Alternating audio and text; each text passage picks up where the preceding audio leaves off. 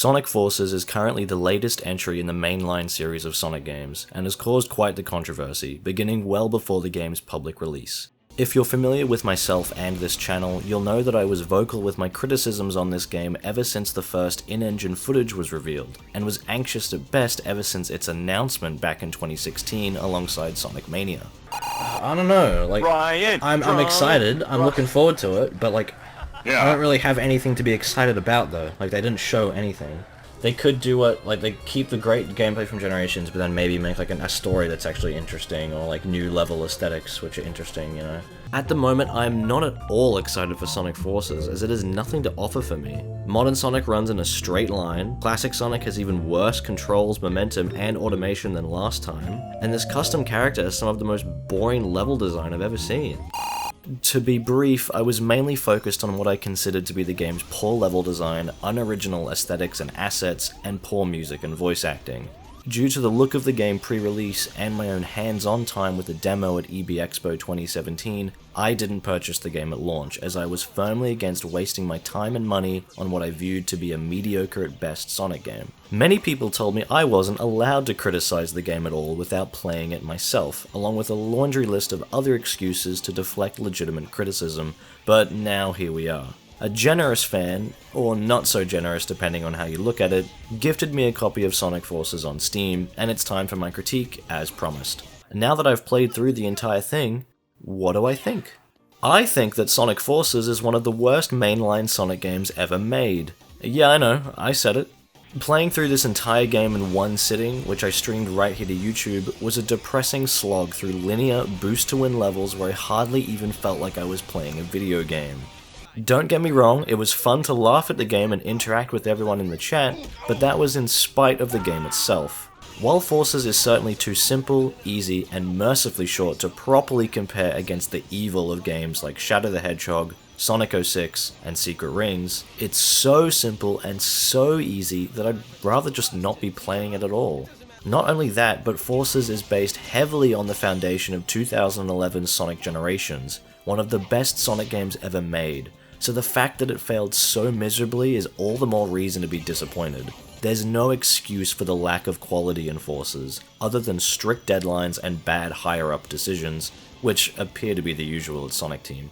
The game was literally marketed as being from the team that built Colors and Generations, so they only have themselves to blame for establishing that expectation in people's minds. As far as I know, it was also in development for about 4 to 5 years, and knowing that before launch, before it was even announced, brought all kinds of expectations with it. Having such a huge gap between franchise installments usually means something big is coming next, not something so small and forgettable. Unlike my past critiques of Sonic Mania, Mania Plus, and Team Sonic Racing, this video is going to be mostly negative, rather than a nuanced series of points about a game I genuinely enjoy. Those critiques were made with love, and to be totally honest, this one almost isn't. Because of this, I'm trying to keep this video relatively short, as there's only so many times I can say, this game sucks, before it gets boring and I start repeating the same points that everyone else has already made. Measuring this game against my standards of Sonic's essential elements, similar to what I outlined in one of my previous videos, it fails in almost every aspect. It's hard to even describe this game as a platformer when most levels play out like an automated racing game. I'm going to be using footage from my live stream, so if you'd like to see the full thing, you can watch it from the link provided. You can also see my very first initial reaction to playing the game during a live stream test I recorded the day before. On top of that, I'm also going to be part of a podcast discussion about the game, hosted by my friend Ted, also known as Apokhedji, and featuring my friends Mike, Ron, and Steve from Berliner Productions. You can take a listen to that with another link in the description as well. Alright, without further ado, let's get into my thoughts on 2017's Sonic Forces.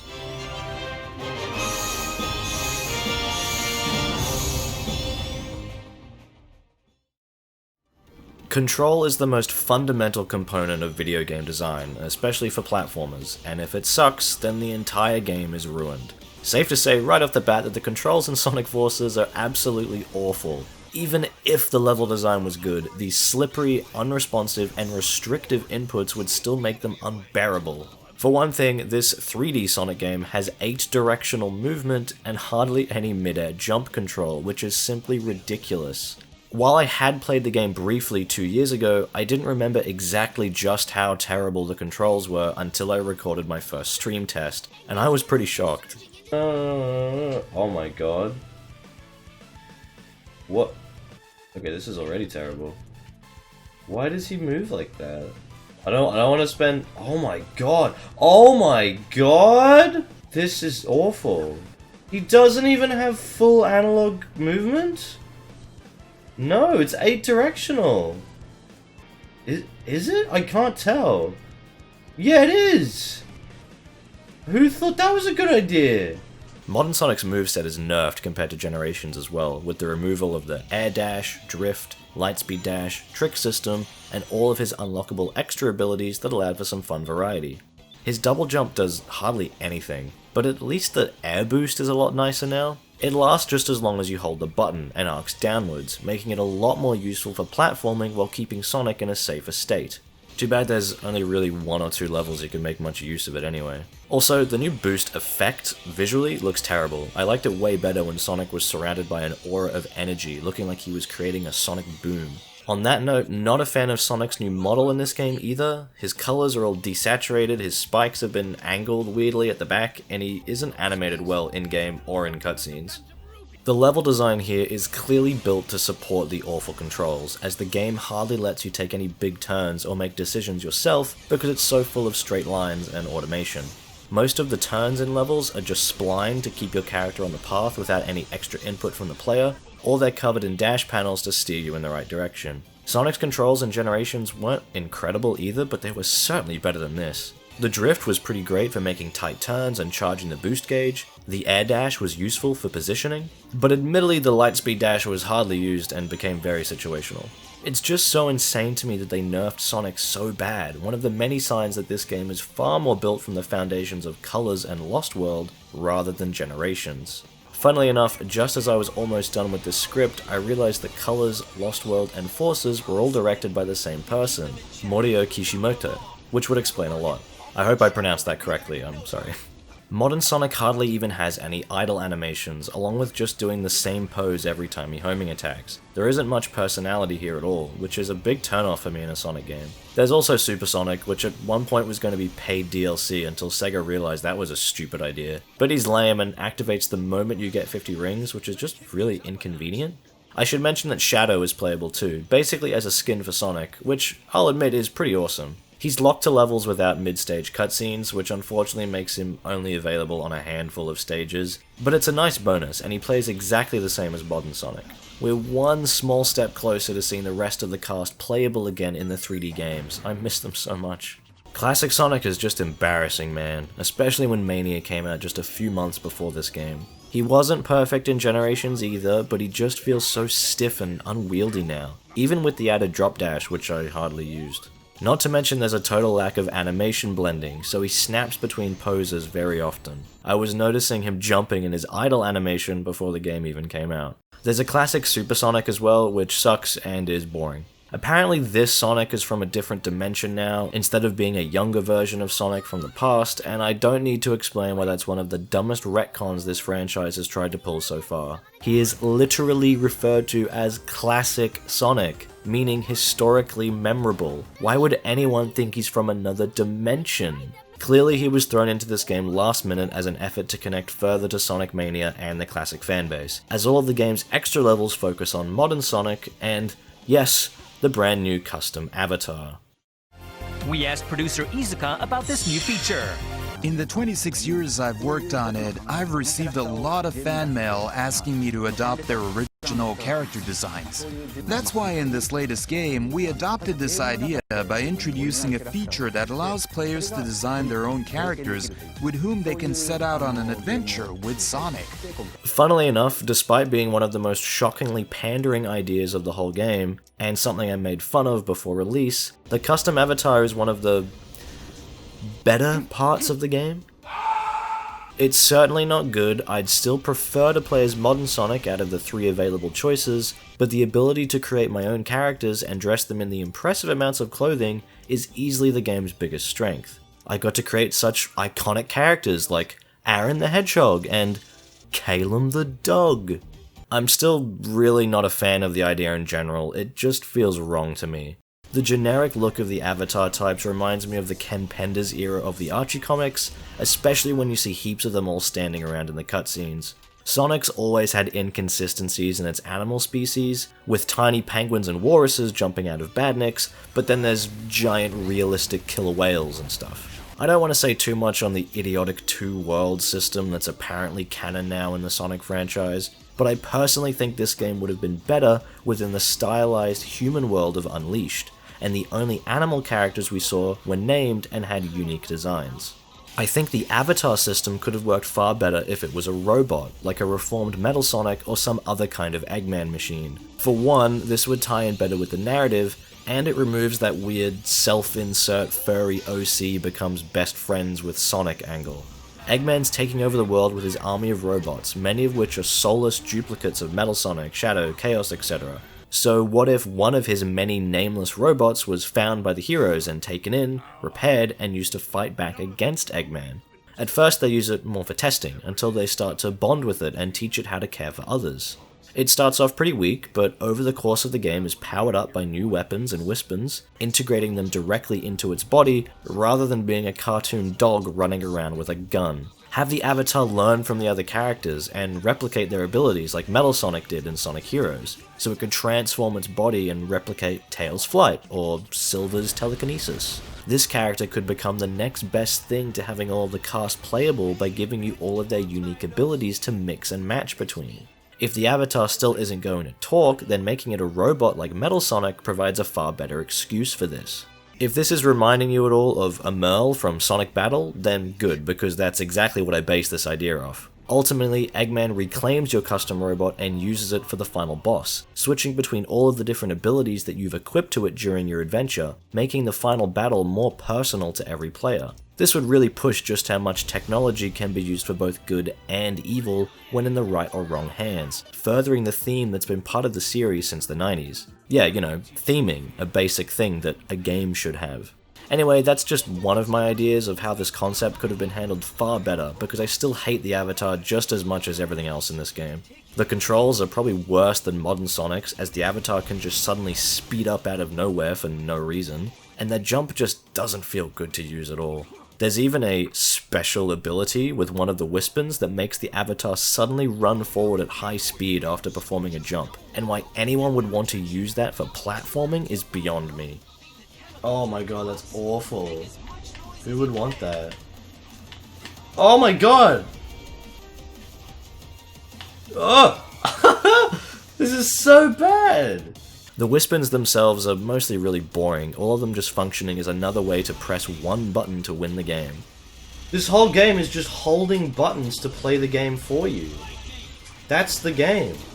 Modern Sonic can boost to win, so now the avatar can just hold down the flamethrower, or spam the lightning whip, or shoot the black hole, or whatever boring method you have to instantly kill the generic enemies that surround you in a big circle during most levels. The only Wispon that's remotely interesting is the drill, because it's so insanely broken you can just fly through the stages if you know what you're doing. Problem is that it's very annoying to use for actually taking out enemies in 3D, but in terms of just messing around, it's kinda cool. Almost seems accidental though. Sonic Team, please, no more Wisps in the future, no one asked for them to come back. Okay, so we've already established that the controls are terrible, but what are the stages like? Are they sprawling, interconnected worlds full of hidden areas with high-speed platforming action along the way? No, they're basically all just straight lines, and even then, this 3D Sonic game is probably about 70 to 80% 2D. This is the most linear, mind-numbing, and hand-holding mainline Sonic game ever. It's quite baffling.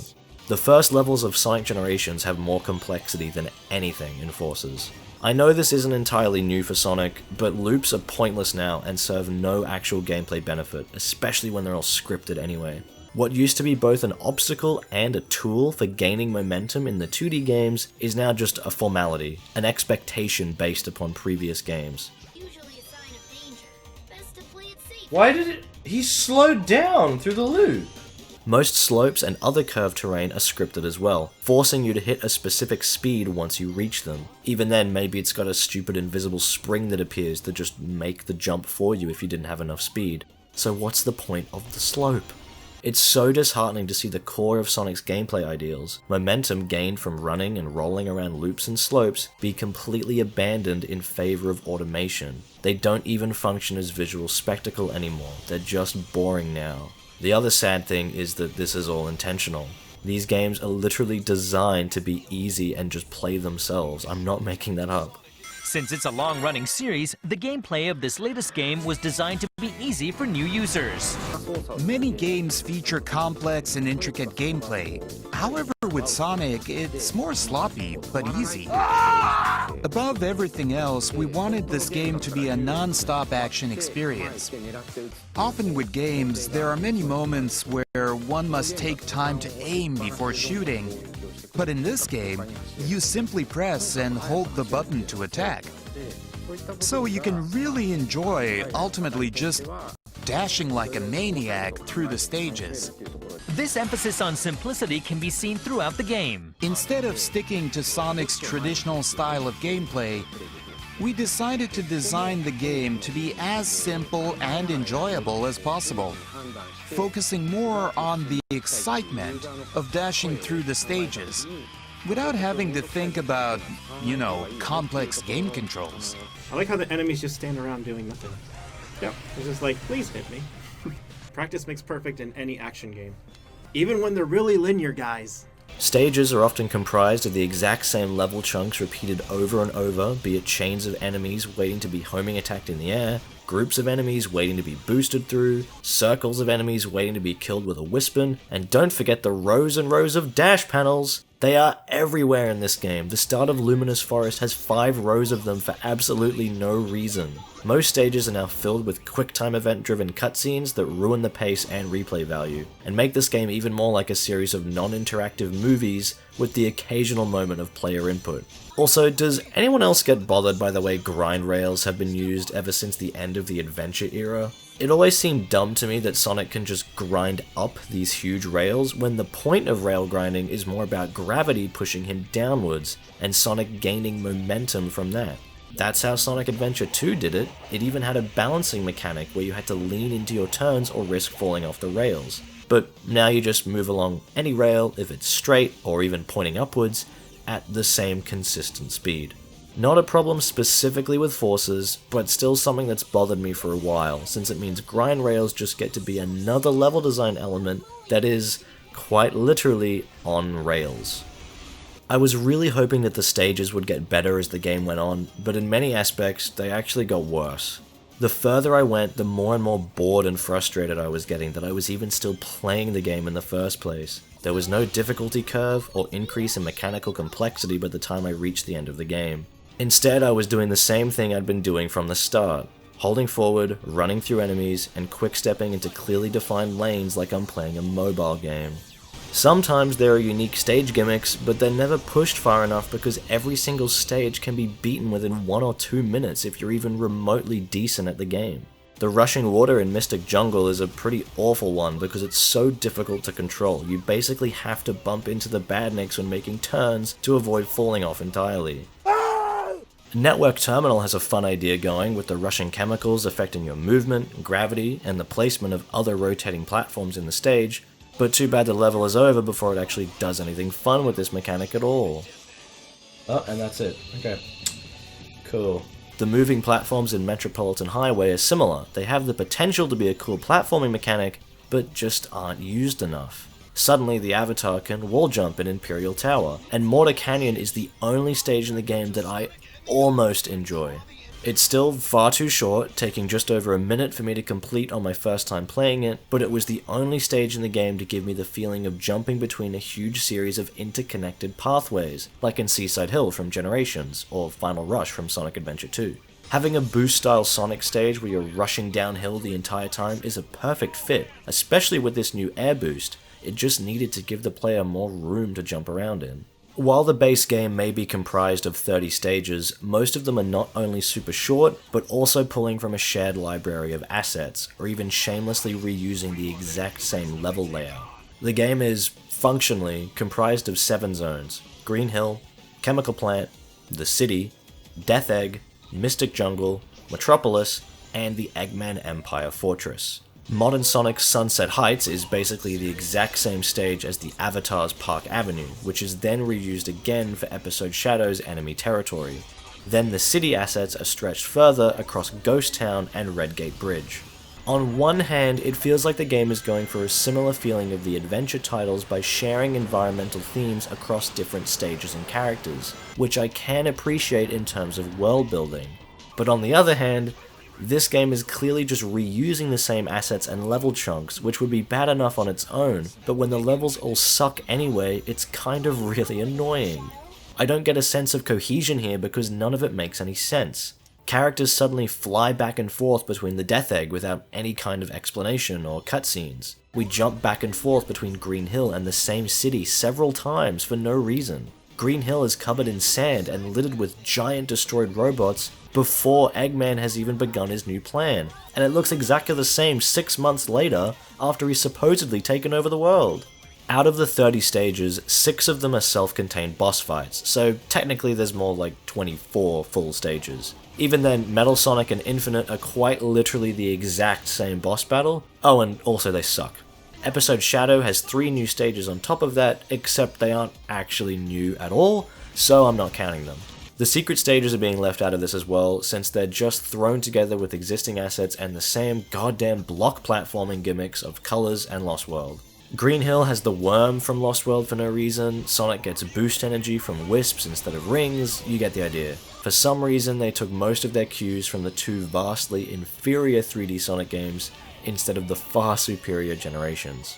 I'm not going to discuss every level and boss like I did with Mania, but I do want to mention a few more. It's refreshing to see a Boost era boss fight where Sonic isn't running non-stop, but this Zavok fight is still incredibly lame and boring. It's also a little unclear that you're supposed to stay on the floor when he hits it, when in any other game you'd be encouraged to jump at the right time to avoid being stunned from the ground pound, and then use that moment to attack him yourself, but I guess not in this game. Don't question it, just do what the game tells you. Egggate has the foundation to be a fun level, but it's far too short and spends too much of its time inside the space buildings to actually be fun. Again, I wish this was more like Final Rush from SA2, because that's the best level in that game. Also, Sonic says he was being kept in the Death Egg, but the Death Egg is in front of him as a matte painting way out in the distance, so I really don't understand that. The fact that the Death Egg is back in the first place is just stupid anyway. They had me locked up on the Death Egg. The Death Egg's over there! What? Wait, where did we just escape from? Sonic said he was on the Death Egg, but then the Death Egg was over there in front of me. So we weren't in the Death Egg. Or are there 2 Death Eggs? The interior stage design of Arsenal Pyramid is shockingly terrible. All you do is jump between circular gear platforms as enemies drop from above. It's like something out of Rise of Lyric, but don't worry, I didn't waste my money on that game either, let alone anything from Sonic Boom. Luminous Forest is just a combination of some generic casino assets and Silent Forest from Sonic Lost World. You even have the boss fight here with Infinite, where you travel across a giant snake just like the tube levels in Lost World. It's pretty shameless. Green Hill Zone in this game looks so boring, and again, more like Lost World than the beautiful, lush look that was established in Generations. The Metropolis stage is the only new thing in this game that almost looks good aesthetically. It's still far too sterile and bland to be great, but it's better than everything else. While it is admittedly a little bit nice to see the Sonic 3 version of Death Egg being represented somewhat, the conveyor belt platform gimmick of classic Sonic's Death Egg stage literally does not work properly. It's completely broken. But look at that. That doesn't even work! The conveyor belt thing, oh my god. Are you serious? What? Hello? This is probably one of the better stages for classic Sonic, as it actually kind of feels like a real platformer with level-specific gimmicks and some shortcuts, but this is just embarrassing. Also, the characters complain about the anti-gravity stuff during this stage even though they're not there, which is really confusing. Anti-gravity. They're not here. Or are they here? Are they all supposed to be here? Like, if they're all on the Death Egg right now, shouldn't that be like a bit of a plot point right now? Like, we should see all the... just... Whatever. Wait, I thought Vector was... Oh! He just said, like, oh, I'm getting so dizzy being here, but he's not even there. How did we even get to the death egg? They didn't even say. Everyone else has already complained about null space, but that level should have been such a bigger deal than what it was in the final game, both from the perspective of narrative and gameplay direction.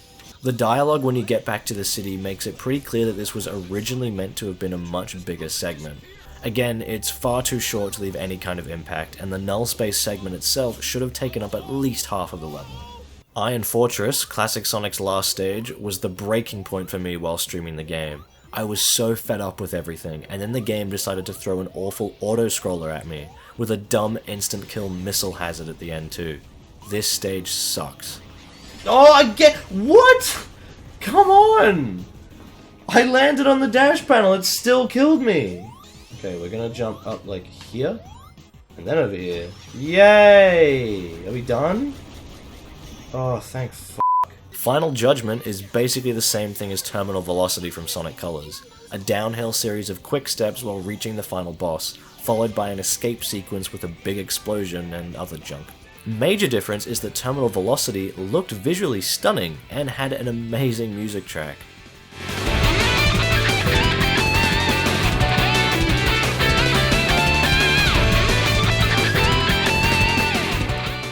The one in Forces is just another double boost section. The final boss is just a repeat of the boring Egg Dragoon boss from Green Hill, the Zavok boss from the Death Egg, and the Nega Wisp armor from Sonic Colors. Again, this game is just a repeat of Colors and Lost World, because even Lost World copy and pasted this boss too, just with a new design. This one is literally the same thing, but more boring, and without the awesome music.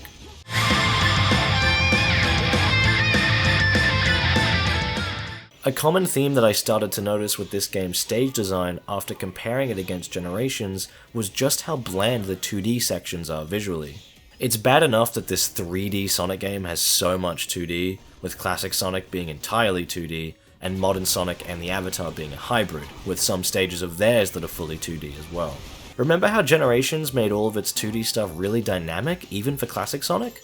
The camera would twist and fly around different environments while maintaining its 2D controls, and it was super cool. It helped to make up for the fact that Classic Sonic's physics weren't as good as they should have been, so instead they used the 3D perspective to their advantage to add a bit of spectacle. There's a pathway in Green Hill Act 2 that brings you further into the foreground and lets you see the rest of the other pathway in the background. And then there's that cool section in Crisis City Act 1 where you're navigating around a giant cylindrical building. In Rooftop Run, you climbed up the clock tower and tore the face off, smashing it into a mini flying battery zone. Sky Sanctuary played with perspective all the time, and Seaside Hill had you flying out of cannons at all sorts of angles. It didn't just sit at the same flat 2D perspective all the time, and actually used its 3D engine to its advantage. Forces never does this. Just in general, Generations made every single level stand out and feel unique. Each act had a variety of intertwined level paths with great music and memorable moments. Chemical Plant let you run across the pipes and find cool shortcuts, and at the end you got to see the entire factory explode. Sky Sanctuary had 3 different pathways converging at the end as the tower collapsed. City Escape had the gun truck chasing you through the entire stage like a serial killer. And who could forget the goalpost flying away in Crisis City, taunting you? There was clearly a conscious effort made for every level to be special, and I still think that Seaside Hill Act 2 is the peak of 3D boost gameplay for Sonic. So many pathways, so many options. And in terms of the boss design, compare Metal Sonic and Infinite to Shadow, Silver, Perfect Chaos, and Egg Dragoon in Sonic Generations. In Forces, you just run down a straight path with no turns, platforms, or literally anything. You just boost and homing attack spam. The bosses in Generations weren't perfect, but Shadow's fight was a great example of evolving the original fight and pushing the boost formula into a race-like setting, flying off ramps and grinding on rails. Perfect Chaos had an entire stage towards it, like come on! Egg Dragoon would let you get some extra hits out if you were really quick, and wasn't just a series of stupid quick-step sections. If that's all you're going to do, you may as well be making Sonic Dash. So again, Forces has 30 levels. Now, if I may compare Forces to the masterpiece of Sonic Mania again, that game has 12 zones, each zone has 2 acts each, making 24 stages, and there's also a boss every stage, making 24 bosses, plus Egg Reverie is the final boss, 7 main special stages, another 7 for Encore mode, all the Blue Sphere stages, and look, I'm not saying that numbers are everything, but comparing the sheer amount of content between both games, not to mention the replay value of Mania with its 5 different characters, multiple pathways, encore mode and other extras, it should be obvious which game is more worth its price tag. I don't normally discuss elements such as these in my critiques, but I need to make it clear just why I didn't bother getting Forces at launch. I bought Mania for almost $30 Australian and adored it. Enough that I bought extra copies and collector's editions, and the physical copy of Plus when it launched the year after. So why would I spend $60 Australian on Forces when I knew it was inferior, not only in terms of subjective elements, but also the measurable amount of content inside? It ended up taking me about 3.5 hours to beat the entire game, with Episode Shadow and extra stages, and most of that was cutscenes anyway. Mania has given me far more in terms of measurable playtime, but all of that has been 100% enjoyable. Compare that to the 5 hours I have logged in Forces where I hated almost all of it. Thankfully, I got the game for free. I should probably briefly address the soundtrack.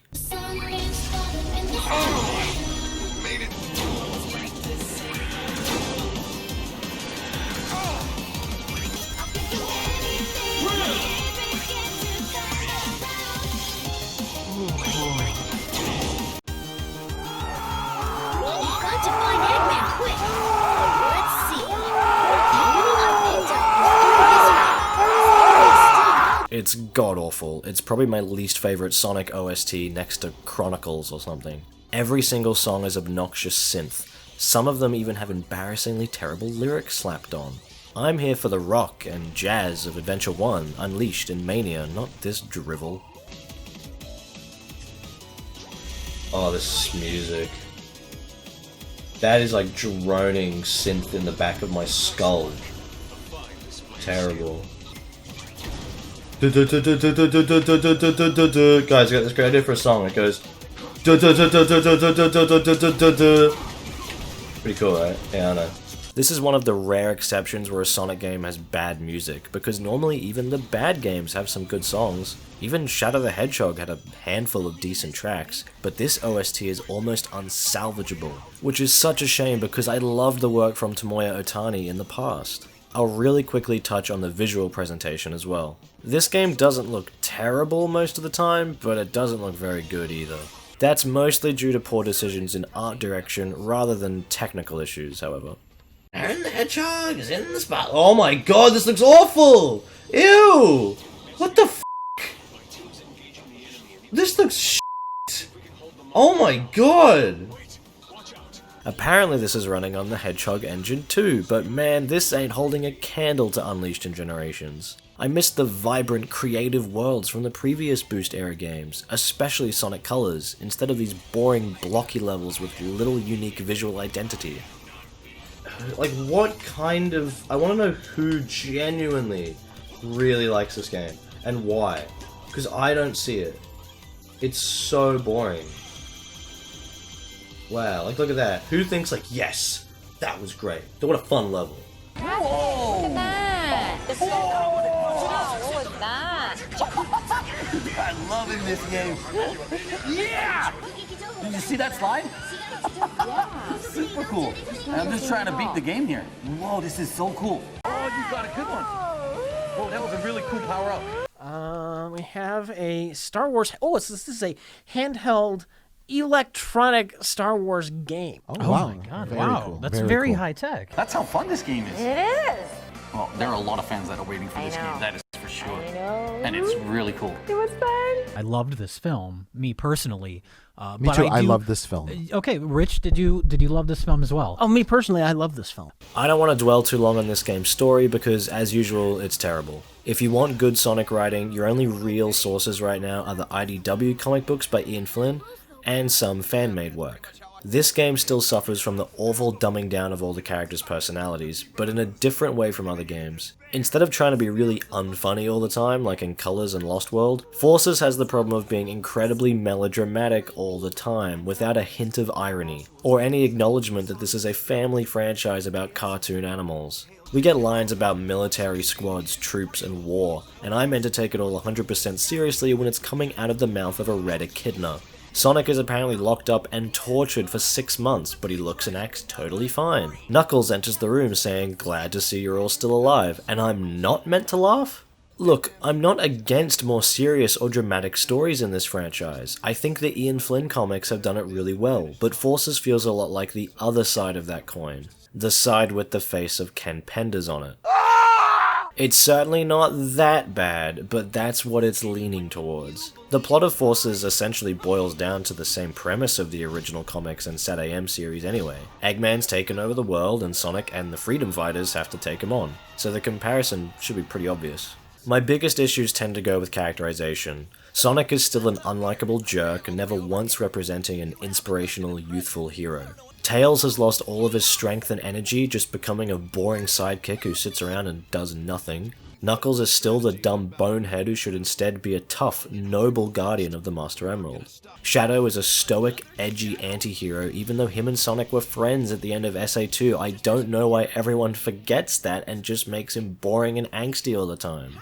Eggman is thankfully not a constant joke machine this time, but he also comes off as a bit bland in this game, in part to his vague plan and boring robots.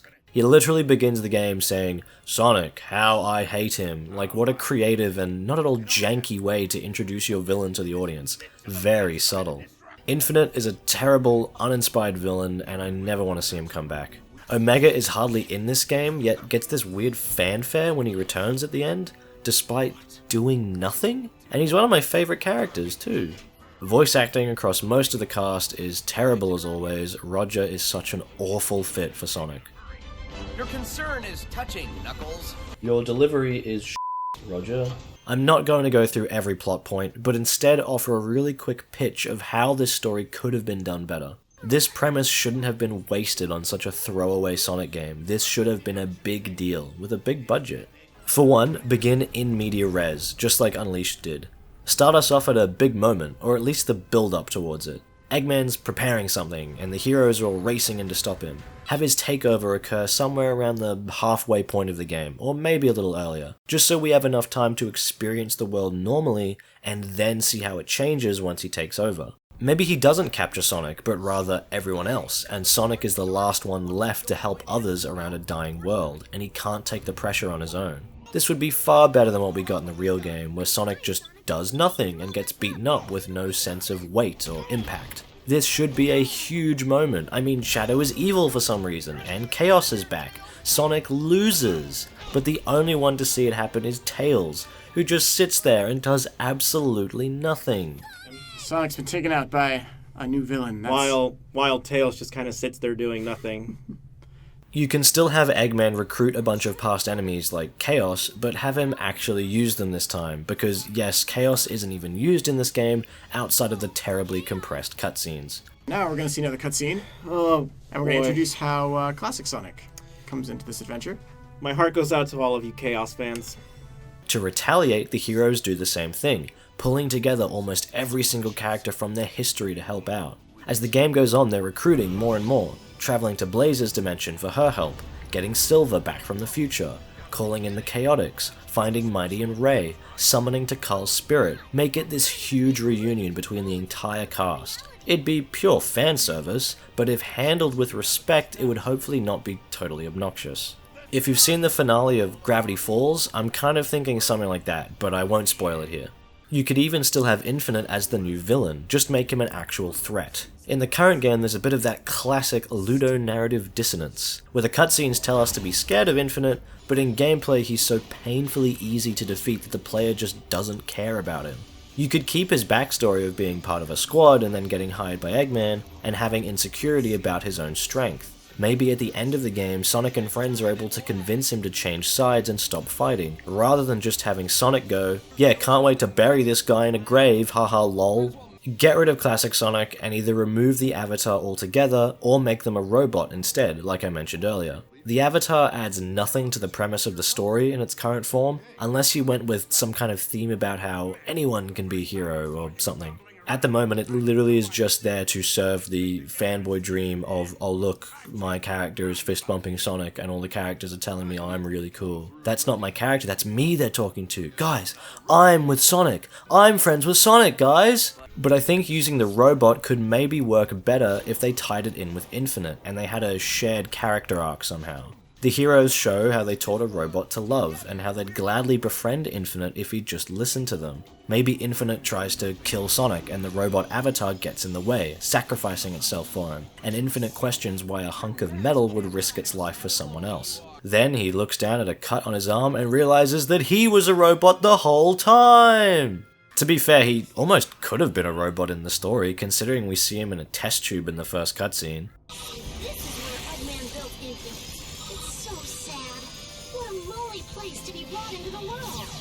I don't know, man, I'm making this up as I go, but it's better than what we have now. None of my story ideas are original, but no story is.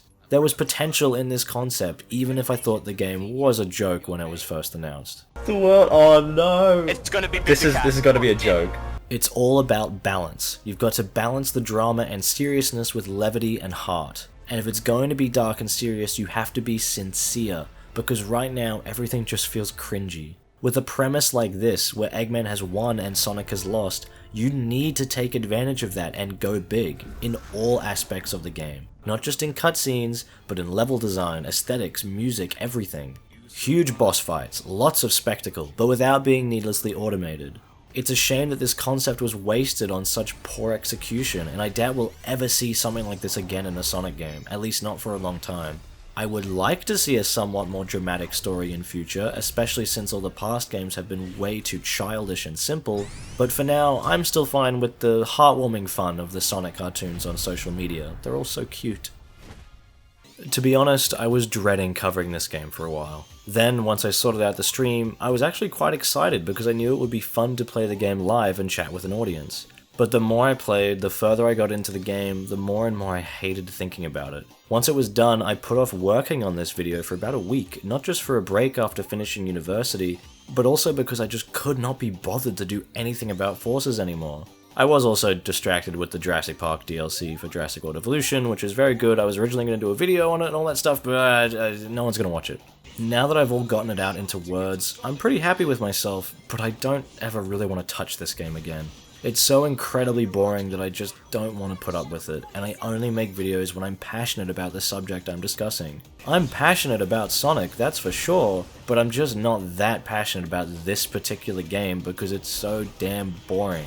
I didn't want to call the game lazy during this video because I'm sure that most of the team did work very hard on it, and I don't want to insult them personally. But the final result feels like a lazy game, one that adds nothing of value to its series and simply exists. In fact, I came to a bit of a revelation when trying to weigh this game against the other worst Sonic titles. Sonic Forces is the Sonic 4 of 3D Sonic games. Well, Sonic 4 Episode 1 specifically, because Episode 2 isn't terrible, it's just okay at best. Just like Sonic 4, Forces is bland and uninspired, relying mostly on returning stages, bosses, and gimmicks to draw attention. It has terrible synth music, a lack of faithful character representation and personality, there isn't any sense that it was made with love, and most of all, it's a lackluster follow-up to a beloved title from years prior that, seemingly at least, wasn't developed by the core team of staff.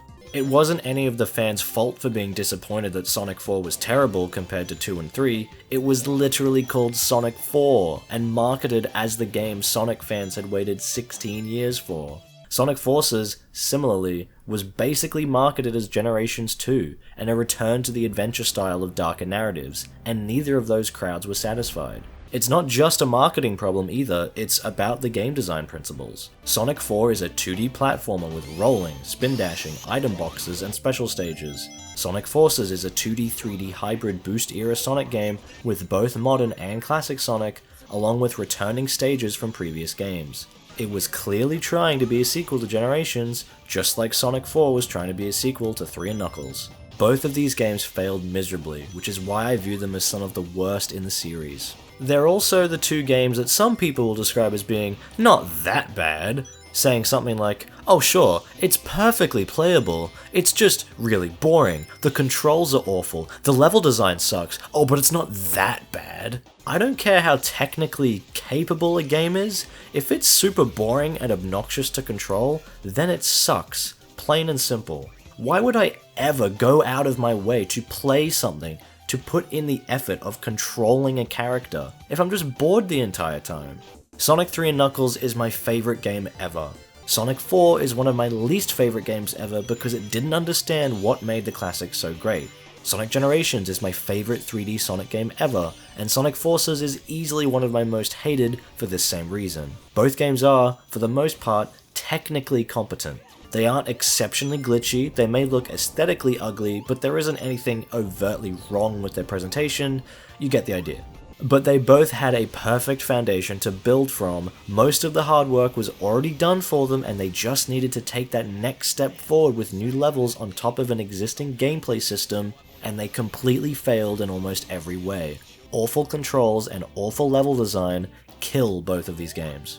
To be honest, I'd much rather play Sonic 06 than Forces or Sonic 4, even though those two are technically superior. The problem is mainly that they're insanely boring and uninteresting, whereas at least 06 is stupidly fun for how broken it is. It also has far better music, and some genuinely decent level design at points. Now if I had to sit down and finish any of these games, yeah okay, I'd rather finish Forces because it's so short, especially if I skip to the cutscenes, whereas 06 goes on for an eternity. I'd probably still put Shadow the Hedgehog and Secret Rings at the very bottom of the list, since they're also insanely long, boring, and frustrating. I guess what I'm trying to say in this conclusion is that, in many ways, Sonic 06 is a better game than Sonic Forces. I know that sounds crazy to some of you, and I totally agree that a game with the definitive title of Sonic the Hedgehog has no right to be so awful, but it's honestly just more enjoyable to play than the lifeless boost-to-win gameplay of Forces. Does that mean that I think that, overall, Forces is a worse game than 06? I honestly don't know. In many ways, I'm numb to how ridiculously terrible 06 is because it's been so many years and that game's already been beaten to death. I only played Forces myself in the past week or so it's still fresh in my mind. If I'm going by my tier list of Sonic games, which I did make a while ago, and honestly I'd probably need to replay some of these games to properly decide on their ranking and update things, I definitely put Forces in the E tier alongside 06, Secret Rings, Shadow, Chronicles, and 4 Episode 1. It's just the individual hierarchy within that tier that confuses me. I've said it already 2 years ago when Forces first came out, but Sonic Team really needs to figure out what they want to do with the series and just stick with it. To me, that means a bold new direction. The 2D stuff is set, just keep making games like Mania with the fan team, but 3D needs serious improvements. It's time for Sega to finally make an open-ended, momentum-driven 3D Sonic game in the line of the fan-made Sonic Utopia and Project Hero. No more boosting, no more dash panels, no more automated loops, it's time to take Sonic back to his roots for real this time.